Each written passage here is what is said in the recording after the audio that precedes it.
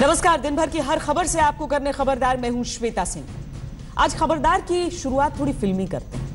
मशहूर फिल्म शोले में एक सीन है, वीरू बने हैं धर्मेंद्र, पानी की टंकी पर चढ़ जाते हैं और कूद जाऊंगा फान जाऊंगा वाला डायलॉग बोलते हैं ताकि बसंती से उनकी बात पक्की हो जाए। कुछ ऐसा ही हाल इस वक्त चीन का हो रहा है, जो बॉर्डर पर जमीन कब्जा करने के लिए भारत के खिलाफ कूद जाऊंगा फान जाऊंगा वाली हरकतें कर रहा है। बॉर्डर पर मनमानी करने की छूट नहीं मिल रही तो चीन उस तरह की हरकतें कर रहा है जो चीन जैसे देश के लिए फिट नहीं बैठता। युद्ध की धमकियां देने से लेकर बात करने से कुट्टी कर लेने के जैसे बयान लगातार चीन की तरफ से आ रहे हैं। आज भी कुछ ऐसा ही हुआ है। सिक्किम बॉर्डर पर टेंशन के बीच चीन ने कहा है कि 20 बड़े देशों के ग्रुप G20 की मीटिंग में चीन के राष्ट्रपति शी जिनपिंग भारत के प्रधानमंत्री नरेंद्र मोदी से बात नहीं करेंगे। पहले G20 की मीटिंग में द्विपक्षीय बातचीत होती रही है। चीन इस बात पर अड़ा है कि जब तक सिक्किम बॉर्डर पर डोकलाम के इलाके से भारत के सैनिक पीछे नहीं हटते तब तक वो कोई बातचीत नहीं करेगा। ये जमीन कब्जा करने से रोकने पर कुट्टी कर लेने के जैसा है, क्योंकि भारत का रुख यह है कि कोई भी मसला कूटनीति और बातचीत से ही निकाला जा सकता है। डोकलाम में भूटान की जमीन से चीन को वापस उस स्थिति में जाना होगा जहां पर वो पहले थे। सिक्किम बॉर्डर पर अकड़ दिखाने के रवैये के बीच ही चीन के राष्ट्रपति G20 की मीटिंग के लिए जर्मनी के हैम्बर्ग में पहुंच चुके हैं। उधर प्रधानमंत्री नरेंद्र मोदी भी इजरायल की यात्रा को आज खत्म करके जर्मनी के शहर हैम्बर्ग के लिए रवाना हो चुके हैं। चीन द्वारा मोदी और जिनपिंग की कोई मीटिंग नहीं होने से इनकार कर देने पर भारत ने जवाब दिया है कि उसने ऐसी किसी मीटिंग के लिए कहा ही नहीं था। कल शाम को एनएसए ने पीएम मोदी को सिक्किम बॉर्डर के हालात के बारे में जानकारी दी। भारत का रुख क्लियर है कि मामला बातचीत से ही सुलझ सकता है, जिसके लिए चीन पहले भारत से सैनिक हटाने को कह रहा है, लेकिन उसके लिए भारत तैयार नहीं है क्योंकि जमीन भूटान की है, चीन की नहीं। सिक्किम बॉर्डर पर चुम्बी वैली में सड़क बनाने से रोकने पर चीन जिस तरह से चिढ़ा है, वो चिढ़ उसके लगातार आ रहे बयान और हरकतें बता रही हैं। कैसे एक सबसे बड़ा देश बच्चों जैसी हरकतें कर रहा है, इसके बारे में हम आपको बताते हैं। सबसे पहले चीन ने डोकलाम मुद्दे पर कैलाश मानसरोवर की यात्रा रोक दी थी। अब चीन कह रहा है कि वो कैलाश यात्रा के दूसरे रास्तों पर बात करना चाहता है। डोकलाम से भारतीय सैनिकों के पीछे हटने के लिए चीन 1962 की धमकी देने लगा। भारत ने कह दिया कि ये 1962 का भारत नहीं बल्कि 2017 का भारत है। डोकलाम की जमीन को पहले चीन ने अपना बताया, फिर कहा यह भूटान चीन का आपसी मामला है। भारत ने कह दिया कि उसका भूटान से समझौता है, भूटान की सुरक्षा भारत का दायित्व है। फिर चीन ने कहा कि भारत भूटान का बहाना बनाकर चुम्बी वैली में उसकी जमीन पर घुसा है। भारत ने कहा कि बॉर्डर पर चीन का निर्माण कार्य और स्थिति बदलने की कोशिश गंभीर मसला है। चीन ने कहा कि जब तक भारत के सैनिक डोकलाम से हटते नहीं, कोई बातचीत नहीं होगी। भारत ने कहा कि भूटान की जमीन से चीन वहीं पर वापस जाए जहां पर वो पहले था। इस दौरान चीन तिब्बत में अपने नए टैंक का ट्रायल करने लगा, मिलिट्री एक्सरसाइज करने लगा। भारत ने शांत तरीके से इसका जवाब दिया और डोकलाम में ज्यादा संख्या में गैर युद्धक सैनिकों को भेज दिया। चीन का सरकारी अखबार ग्लोबल टाइम्स तो लगातार बचकानी धमकियां दे रहा है। यह कहा गया कि चीन को उकसाने के लिए भारत को कीमत चुकानी पड़ेगी। चीन के इसी सरकारी अखबार में यह कहा गया कि भारत किसी भ्रम में न रहे, चीन की सैन्य ताकत बहुत बड़ी है, अमेरिका भी नहीं बचा पाएगा। ग्लोबल टाइम्स ने कहा कि इस बार लड़ाई होगी तो भारत को 1962 से भी ज्यादा नुकसान उठाना पड़ेगा। 1962 में तो हमने फिर भी छोड़ दिया था। आज ग्लोबल टाइम्स में लिखा गया है कि अब चीन सिक्किम और भूटान के बारे में नए सिरे से सोच सकता है, सिक्किम की आजादी की बात भी कर सकता है। आज ही चीन ने कहा कि G20 देशों की मीटिंग में शी जिनपिंग नरेंद्र मोदी से द्विपक्षीय बातचीत नहीं करेंगे। इस पर भारत ने मीठा लेकिन चीन के लिए बहुत तीखा जवाब दिया कि हमने इस मीटिंग के लिए कहा ही कब था। कुल मिलाकर ये सारे बयान और ये सारी हरकतें बताती हैं कि चीन किस तरह से चिढ़ा है और इस चिढ़ में वो किस तरह से बचपने में चला गया है, जिसमें वो युद्ध की धमकियां देने से लेकर सैनिक हटाने से पहले कोई बात नहीं करने पर अड़ा है। चीन को लगता है कि ऐसी धमकियों और युद्ध वाली ब्लैकमेलिंग से वो बॉर्डर पर अपनी मनमानी की छूट फिर से ले लेगा। जमीन पर कब्जा नहीं करने देने पर बच्चों की तरह कुट्टी कर लेना। सबसे बड़ा देश चीन अपना मजाक खुद ही उड़ा रहा है, क्योंकि वो खुद ऐसा मानता है और कहता है कि सबसे ज्यादा तरक्की करने वाला, सबसे बड़ा, सबसे महान देश वो खुद है, लेकिन हरकतें इसकी गवाही नहीं दे रही।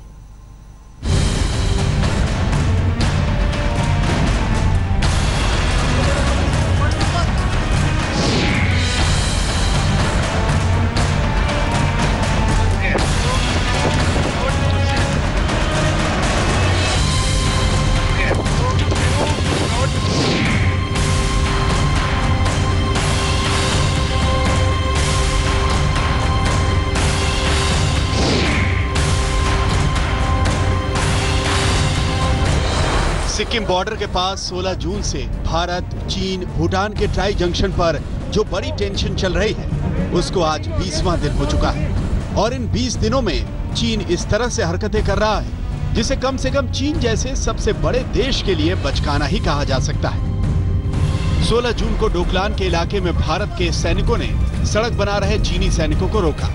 तब से चीन किसी न किसी तरीके से धमकियों की ऐसी आग उगल रहा है जिसमें उसने कहा कि भारत को 1962 के युद्ध को याद कर लेना चाहिए। जब तक भारत पीछे नहीं हटेगा कोई बात नहीं करेंगे। भारत अगर बात न माने तो सबक सिखाना ही पड़ेगा। भारत का 1962 के युद्ध से भी बड़ा बुरा हाल करेंगे। भारत को चीन की सैनिक ताकत को भूलना नहीं चाहिए। 1962 में तो फिर भी भारत पर रहम करके छोड़ दिया था। डोकलाम के इलाके में चीन भारत को खदेड़ कर ही मानेगा। भारत न माने तो चीन सिक्किम की आजादी की बात करेगा। भारत ने भूटान को दबा रखा है, दुनिया इस पर बात करेगी। ये धमकियां साफ तौर पर चीन की बौखलाहट और बचकानेपन को बताती है जिससे अब तक चीन दूर रहा था। लेकिन शायद सिक्किम बॉर्डर पर डोकलाम के इलाके में उसकी वो नस दब गई है जिसके बारे में उसको अंदाजा ही नहीं था। चाइना बहुत जबरदस्त भूल करेगा अगर उसने हिंदुस्तान को किसी भी प्रकार से ललकारा। आज का 2017 और 1962 का जमीन आसमान का फर्क है। उस समय हमारी फौज की हार हुई पॉलिटिकल वजह से। आज पॉलिटिकली हम बहुत ही ज्यादा स्ट्रांग है। हमारी आर्मी कंटिन्यूसली वॉर टेस्टेड है। सबसे बड़ा देश बच्चों जैसी हरकत क्यों कर रहा है? इसे धमकियों वाली आग उगलने से लेकर तिब्बत में अपने लाइट वेट बैटल टैंक घुमाने और उनका मिलिट्री ट्रायल करने से भी समझा जा सकता है। अब ये भी खबर आई है कि चीन ने कुछ दिन पहले ही तिब्बत में 5100 मीटर की ऊंचाई पर फिर सैन्य अभ्यास किया है। पहले यह समझा जा रहा था कि चीन और भारत के बीच मौजूदा टेंशन तब शायद दूर हो जाए या फिर कोई हल निकल जाए जब G20 की जर्मनी में कल और परसों होने वाली बैठक में पीएम मोदी और चीन के राष्ट्रपति शी जिनपिंग की मुलाकात हो। आज चीन के विदेश मंत्रालय के अधिकारियों के हवाले से भारत पर दबाव बढ़ाने की रणनीति के तहत ये कहा गया कि जर्मनी में G20 मीटिंग के दौरान मोदी और शी जिनपिंग की द्विपक्षीय बातचीत नहीं होगी और चीन के गुब्बारे में भारत ने ये कहकर सुई चुभो दी कि भारत ने इस मीटिंग के लिए कहा ही नहीं था। वैसे G20 हो या ब्रिक्स सम्मेलन या फिर आपसी सहयोग का कोई अंतर्राष्ट्रीय मंच, अक्सर पीएम मोदी और शी जिनपिंग की द्विपक्षीय बातचीत जरूर होती है। पिछली बार 2016 में जब चीन के ही हांगझाऊ में G20 की मीटिंग हुई थी तब पीएम मोदी और शी जिनपिंग की द्विपक्षीय बातचीत हुई थी। लेकिन इस बार सिक्किम बॉर्डर पर टेंशन के बीच चीन ने मीटिंग के लिए बात इसलिए खारिज कर दी क्योंकि उसने पहले से ही ये अकड़ और जिद बना रखी है कि कोई बात तभी होगी जब डोकलाम से भारतीय सैनिक हटेंगे। तनाव इस क्षेत्र में तो नहीं है लेकिन यहाँ से कुछ दूर ट्राई जंक्शन इलाके में अभी भी भारत और भूटान की सेनाएं एक तरफ और चीन की सेना दूसरी तरफ आमने सामने है। लेकिन अभी सेना में सूत्रों के मुताबिक कोई धक्का मुक्की ऐसी नहीं चल रही है। कोशिश यही कि बातचीत के जरिए इस समस्या का हल निकले। भारत का संदेश चीन के लिए साफ है कि बातचीत और कूटनीति से ही रास्ता निकल सकता है। अक्सर चीन अकड़ या फिर धमकी से अपनी बात मनवाना चाहता है तो ये नहीं चलेगा। भूटान की जमीन से चीनी सैनिकों को वहीं पर वापस लौट जाना चाहिए जहां इस तनाव से पहले की स्थिति थी। भूटान ने साफ साफ कह दिया है कि डोकलाम की जमीन उसकी है और चीन के सैनिक उनकी जमीन पर आ गए हैं। भारत और चीन के बीच ताजा विवाद की असली वजह है भूटान के इलाके में चीन की घुसपैठ। भारत और भूटान के बीच के एग्रीमेंट की वजह से भारतीय सेना भूटान की मदद के लिए आ पहुंची। वहीं दूसरी तरफ भूटान ने भी कड़ी निंदा करते हुए कहा कि चीन 1988 और 1998 के एग्रीमेंट्स का उल्लंघन कर रहा है। चीन डोकलाम के इलाके को डोकलांग नाम से अपना इलाका बताता रहा है और इसके लिए 1980 की ब्रिटिश संधि का जिक्र करता है। वो भारत को पंचशील का पाठ भी पढ़ा रहा है। वो अंतर्राष्ट्रीय नियमों और यूएन चार्टर का भी हवाला दे रहा है। वो अपने सरकारी अखबार के जरिए युद्ध की धमकियां भी दिलवा रहा है और वो भारत को पीछे हटने तक बातचीत न करने का दबाव भी बढ़ा रहा है ताकि उसे बॉर्डर पर मनमानी की छूट मिल जाए। गीता मोहन के साथ गौरव सामंत, दिल्ली, आज तक। चीन की चिढ़ सिर्फ सिक्किम बॉर्डर पर भारत भूटान चीन के ट्राई जंक्शन को लेकर ही नहीं है, वो समंदर में अमेरिका, जापान और भारत के सैन्य ट्राई जंक्शन से भी टेंशन में है। हिंद महासागर में मालाबार एक्सरसाइज चीन के चिढ़ की एक बड़ी वजह है। भारत, अमेरिका, जापान की नौसेना 10 से 17 जुलाई तक हिंद महासागर में अभ्यास करेंगी। मालाबार एक्सरसाइज के नाम से यह समुद्री सैन्य अभ्यास वर्ष 2002 से शुरू हुआ था। 2015 में पहली बार इस समुद्री सैन्य अभ्यास में जापान को परमानेंट पार्टनर के तौर पर जोड़ा गया। इससे पहले ऑस्ट्रेलिया और सिंगापुर भी कई बार मालाबार एक्सरसाइज का हिस्सा बन चुके हैं। ऑस्ट्रेलिया ने इस बार भी मालाबार एक्सरसाइज में शामिल होने को कहा था, लेकिन भारत ने इनकार कर दिया था। यह भारत ने चीन को ज्यादा न चिढ़ाने की वजह से किया था, लेकिन चीन को मालाबार एक्सरसाइज कभी पसंद नहीं आई। इस बार तो मालाबार एक्सरसाइज अब तक का सबसे बड़ा सैन्य अभ्यास बनने जा रहा है।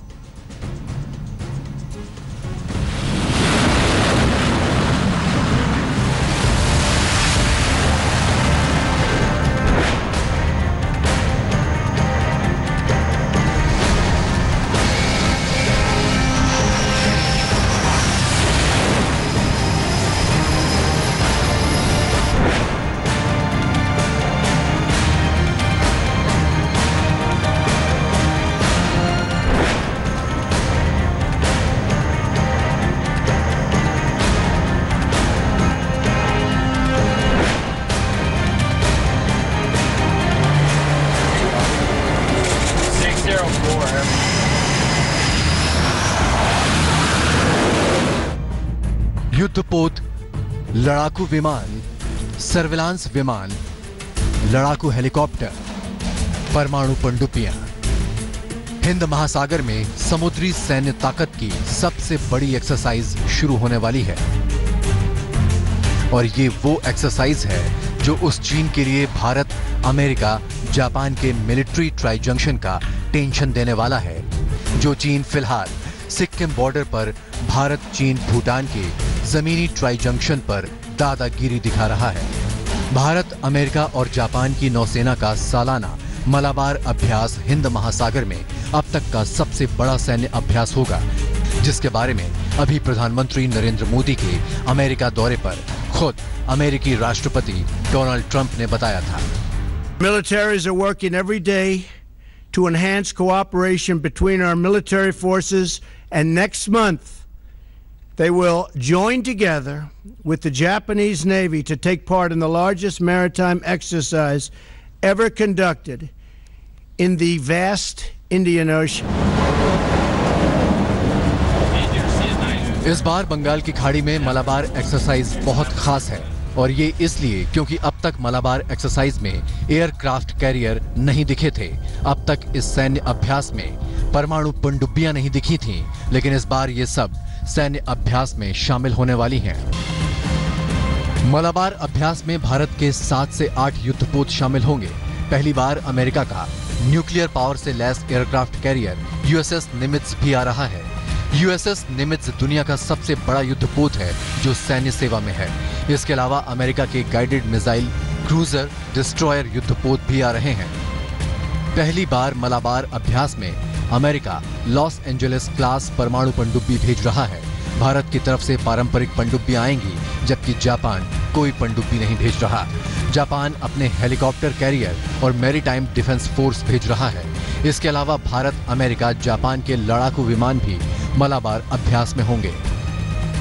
इस एक्सरसाइज में इस बार हम ज़्यादा एंटी सबमरीन वॉरफेयर के ऊपर ध्यान दे रहे हैं, ताकि हमारे जो जहाज़ हैं वो अमेरिकन सबमरीन के साथ एक्सरसाइज कर पाएँ। मालाबार एक्सरसाइज उस वक्त हो रही है जब सिक्किम बॉर्डर पर चीन की दादागिरी के बीच हिंद महासागर में चीन के जहाज़ों और पनडुब्बियों को देखा गया है। भारत के लाइट GSAT-7 ने चीन के कम से कम 13 जहाज़ों को 2 महीने के अंदर भारत की समुद्री सीमा के आसपास देखा है। ये चीन के वो जहाज़ हैं जिनमें मिसाइल को नष्ट करने वाला सिस्टम लगा है। यही नहीं, पनडुब्बी के मामले में हिंद महासागर में एंट्री करने वाली चीन की 7वीं पनडुब्बी थी। ये सब भारत, अमेरिका, जापान के जॉइंट नेवी एक्सरसाइज से पहले हो रहा है, जो चीन की टेंशन को बताता है। चाइना को एक स्ट्रांग मैसेज जाना चाहिए कि लाइक माइंडेड नेशंस जो हैं, जो रूल्स बेस्ड इंटरनेशनल ऑर्डर को फॉलो करते हैं, जो फ्रीडम ऑफ नेविगेशन देखते हैं सी में, उन सबको साथ ऑपरेट करना है। ये मैसेज भेजने के लिए कि आप जो करना चाहते हैं, आपकी मर्जी ऐसे नहीं चलेगी। अपनी मर्जी से आप जो भी साउथ चाइना सी में करना चाहते हैं, ये दुनिया को मंजूर नहीं है। सिक्किम सरहद पर बढ़ती तनातनी और दक्षिण चीन सागर में चीन की बढ़ती दादागिरी के बीच इस बार होने जा रहा मालाबार नौसैनिक अभ्यास कई मायनों में खास है। चीन के विरोध के बावजूद अमेरिका, जापान और इंडियन नेवी इस बार भारतीय समंदर में अपनी ताकत का जोरदार प्रदर्शन करेंगी। कैमरामैन रितेश के साथ मंजित नेगी, दिल्ली, आज तक। खबरदार में अब हम पीएम मोदी की इजरायल यात्रा के तीसरे दिन का विश्लेषण करेंगे। आज पीएम नरेंद्र मोदी के इजरायल दौरे का तीसरा दिन था, जिसकी शुरुआत पीएम मोदी ने प्रथम विश्व युद्ध में शहीद हुए भारतीय जवानों को श्रद्धांजलि देकर की।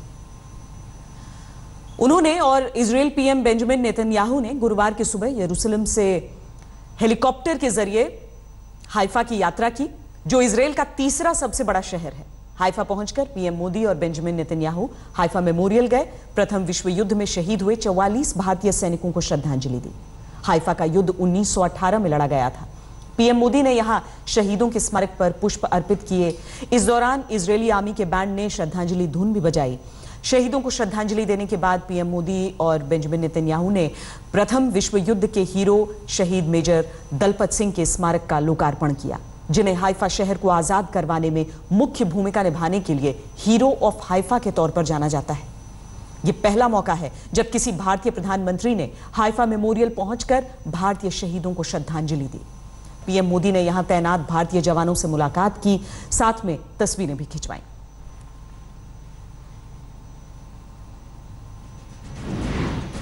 हाइफा शहर का इजरायल के इतिहास में खास स्थान है। माना जाता है कि इजरायल की आजादी का रास्ता हाइफा की लड़ाई से ही खुला था और इस लड़ाई को जीतने में भारतीय सैनिकों का बहुत बड़ा योगदान था। हाइफा का इतिहास भारतीय सैनिकों की बहादुरी के किस्सों से भरा पड़ा है। हाइफा युद्ध में भारतीय सैनिकों की बहादुरी के किस्से इजरायल के स्कूलों में भी पढ़ाए जाते हैं।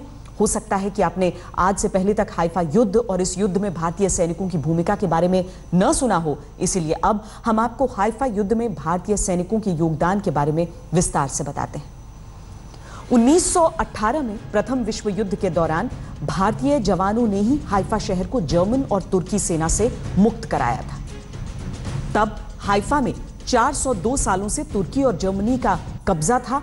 भारत में अंग्रेजी हुकूमत ने भारत की 3 रियासतों जोधपुर, मैसूर और हैदराबाद के घुड़सवार सैनिकों को हाइफा की आजादी की लड़ाई लड़ने भेजा था।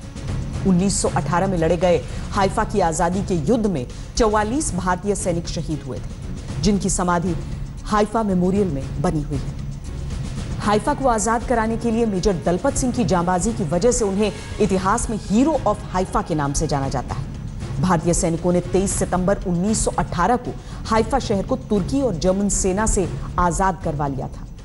इजरायल में आज भी इस दिन को हाइफा दिवस के रूप में मनाया जाता है। माना जाता है कि इजरायल की आजादी का रास्ता हाइफा की लड़ाई से ही खुला था, जब भारतीय सैनिकों ने सिर्फ भाले, तलवारों और घोड़ों के सहारे जर्मन तुर्की की मशीन गन से लैस सेना को धूल चटा दिया था।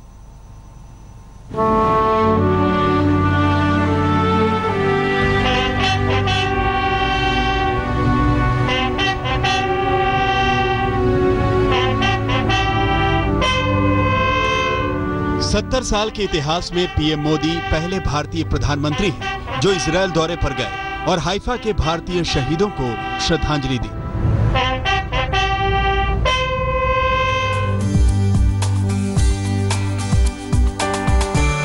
हाइफा यरूशलेम और तेल अवीव के बाद इजरायल का तीसरा सबसे बड़ा शहर है, जिसका कुल क्षेत्रफल 64 वर्ग किलोमीटर है और आबादी करीब 2,80,000 है। आज हाइफा आजाद हवा में सांस लेता है तो उसमें भारतीय सैनिकों के बलिदान का बड़ा योगदान है। प्रथम विश्व युद्ध के दौरान इजरायल शहर हाइफा को आजाद कराने में भी भारतीय सैनिकों की अहम भूमिका रही थी। उन वीर शहीदों को श्रद्धांजलि देने के लिए हाइफा जा रहा हूं।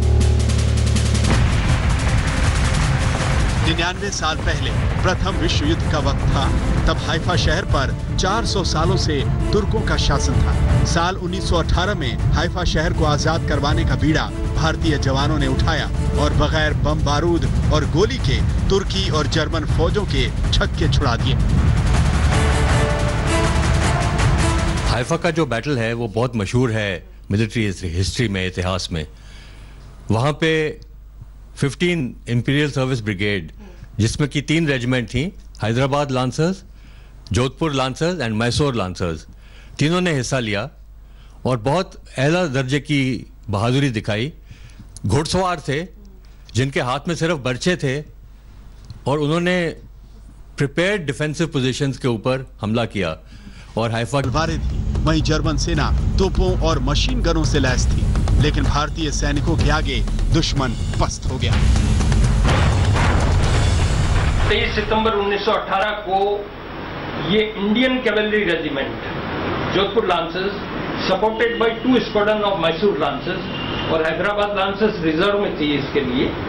सो ये 15 imperial service cavalry brigade purely composed of 3 Indian cavalry regiments ने हाइफा शहर को एक तरह से मुक्ति दिला दी, जो कि 450 साल से वहां पे ओटोमन एम्पायर का रूल। जर्मनी और तुर्की की सेनाओं से आमने सामने की लड़ाई में शुरू में कई भारतीय सैनिक शहीद हो गए। अंग्रेज अफसरों ने उनसे लौट आने को कहा, लेकिन उन्होंने पीठ दिखाना ठीक नहीं समझा और आखिर में जीत हासिल की। हाइफा को आजाद कराने के लिए मेजर दलपत सिंह की जांबाजी की वजह से उन्हें इतिहास में हीरो ऑफ हाइफा के नाम से जाना जाता है।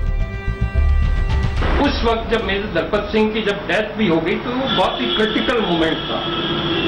सो वो क्रिटिकल मोमेंट के अंदर ब्रावो स्क्वाड्रन ने बड़ी बहादुरी से एक बहुत ही डिफिकल्ट ऑब्जेक्टिव होते हुए कि जिसके अंदर की 11 मशीन गन्स एक संकड़े रास्ते को कवर करे हुए थी, लेकिन उस वक्त हर जवान जोधपुर लांसर्स का ने बहुत बहादुरी से काम किया। 1 घंटे के अंदर ये हाइफा की लड़ाई खत्म हो गई। भारतीय सैनिकों ने तीर, तलवार और भाले के दम पर हाइफा को आजादी दिलवा दी, जिसकी शायद किसी ने उम्मीद भी नहीं की होगी। हाइफा जंग में भारतीय ब्रिगेड ने 1350 जर्मन सैनिकों को बंदी बनाया था। जर्मन सैनिकों की 17 गन और 11 मशीन गनें जब्त की गईं। इस लड़ाई में भारतीय सैनिकों के 63 घोड़े मारे गए और 80 जख्मी हुए थे। इजराइल के इतिहास में भी भारतीय सैनिकों की बहादुरी के किस्से कहे और सुने जाते हैं। कोई तकरीबन 2 पलटनें थी। ये एक अपना जोधपुर लांसर्स जो कि जोधपुर रियासत से थी, दूसरी मैसूर लांसर्स जो कि भूतपूर्व मैसूर रियासत से थी। इन दोनों ने हमला किया था हाइफा पे और उनकी अपनी जो थी कैजुअल्टीज बहुत कम थी और इन्होंने कोई 1350 तुर्की और जर्मन फौजियों को कैप्चर किया था। उसके साथ बहुत सारी तोपें, बहुत सारा सामान और बहुत सारा जो ये अपना असला था उनके हाथ आया। और घुड़सवार जो फौज थी वो उनका एक आखिरी किस्म का जो है ना ये एक सफल युद्ध था, क्योंकि इसके बाद जो है ना जो तकनीक बढ़ गए थे लड़ाई लड़ने के, उसके साजो सामान से जो मशीन गनें आ गई थी, तोपखाना, ट्रेंच वॉरफेयर। हाइफा की आजादी की जंग में 44 भारतीय सैनिकों ने शहादत दी थी। भारतीय जवानों की शहादत इजराइल के स्कूलों में भी पढ़ाई जाती है। भारतीय फौज की बहादुरी की याद में हाइफा मेमोरियल पर हर साल कल्चरल प्रोग्राम होते हैं। पीएम मोदी का हाइफा जाना शहीद भारतीय सैनिकों का सम्मान है, जिसका इंतजार वो 70 साल से कर रहे थे। हाइफा इजराइल से पद्मजा जोशी के साथ आज तक ब्यूरो।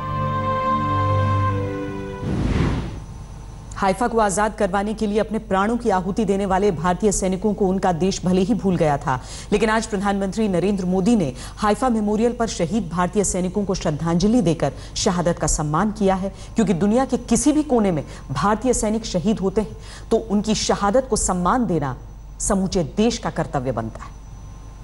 हाइफा मेमोरियल पर भारतीय सैनिकों को श्रद्धांजलि देने के बाद प्रधानमंत्री Narendra Modi Israeli PM Netanyahu के साथ हाइफा शहर के दौरे पर निकले। टहलते हुए दोनों नेता हाइफा के समुद्र तटों पर पहुंच गए और समुद्र की लहरों के बीच खड़े होकर बातें की, हंसी मजाक किया। इस दौरान दोनों नेताओं ने काफी देर बीच पर वक्त गुजारा। इसके बाद बीच पर बेंजामिन नेतन्याहू ने प्रधानमंत्री नरेंद्र मोदी को मोबाइल वाटर फिल्ट्रेशन सिस्टम यानी समंदर के खारे पानी को फौरन प्योर करके पीने लायक बनाने वाले प्लांट और मशीनों को दिखाया। दोनों नेताओं ने अन्य अधिकारियों के साथ फिल्टर किया हुआ पानी पिया। बाद में नेतन्याहू ने मोदी को मोबाइल वाटर प्यूरिफिकेशन जीप से सैर भी करवाई। नेतन्याहू खुद ही जीप को ड्राइव कर रहे थे, जबकि मोदी उनकी बगल वाली सीट पर बैठे थे। इस दौरान दोनों नेताओं के बीच दोस्ती वाली केमिस्ट्री साफ नजर आ रही थी। बाद में मोदी ने वाटर प्यूरिफिकेशन जीप की तारीफ भी की। We're alive. We're here on the beach. Two friends, India, Israel, and we went on a jeep. But it's a future jeep. Prime Minister, it's a pleasure to have you. It's a gun mobile. You can say whatever you want.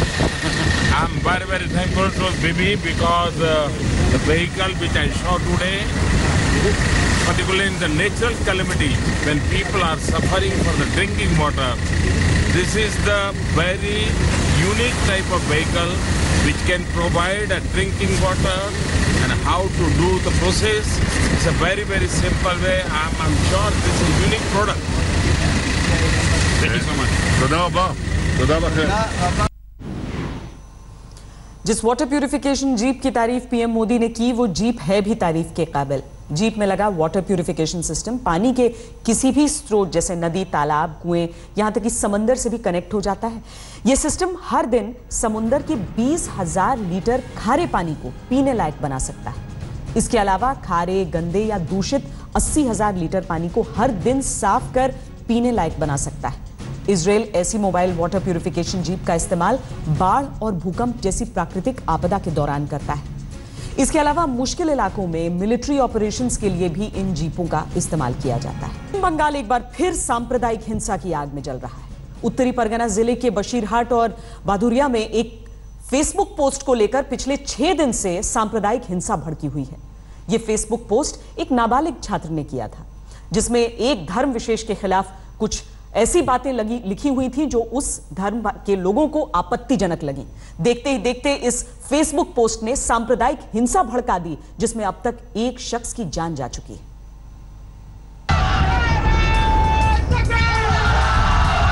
पश्चिम बंगाल के 24 परगना जिले का Basirhat social media पर एक विवादित post के बाद से ही हिंसा की आग में जल रहा है। जगह जगह आगजनी, तोड़फोड़, झड़प की वारदातें सामने आ रही हैं। एहतियातन इंटरनेट बंद है, धारा 144 लागू है। 4 जिले इस हिंसा की जद में हैं। हालात से निपटने के लिए पुलिस के साथ साथ अर्धसैनिक बलों की तैनाती की गई है और आज तक ग्राउंड जीरो से रिपोर्टिंग कर रहा है।